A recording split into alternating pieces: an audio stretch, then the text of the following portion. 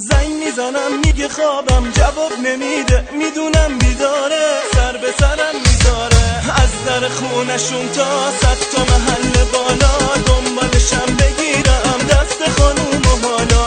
از در خونشون تا 100 تا محل بالا دنبالشم بگیرم دست خانوم و حالا.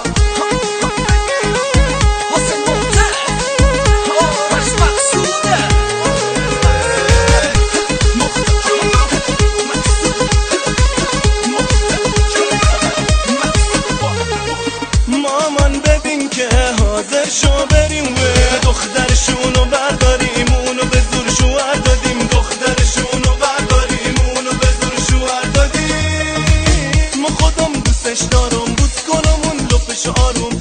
ما خودم دوستش دارم، بوس کنم اون لپش آروم. پدر سوخته موهاشو ببین کنار زده، الکی میگه کنام زده.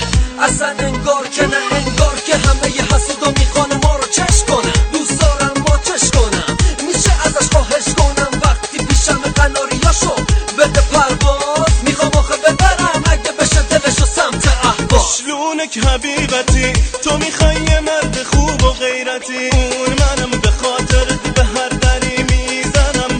اگه تو بشی عروس مادرم، قول میدم کسی تو دل را نزن. میخوام دستادون بیاد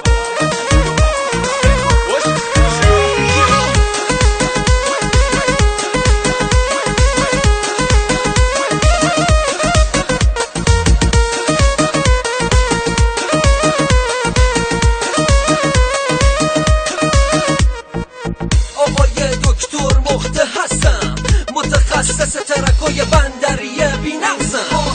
بیا بهت نشون بدم، میخوام اینو بتونه بگم. من به دنیا اومدم تا بدنا رو تکون بدم و شل کنم اون عضلاتو. دوست دارم بچسبونم روی گونه هاتی بچه هاتو. مامان ببین که حاضر شو بریم و دخترشونو برداریم، اونو به زور شوهر دادیم. دخترشونو برداریم، اونو به زور شوهر دادیم. ما خودم دوستش دارم، بوس کنم اون لپش آروم.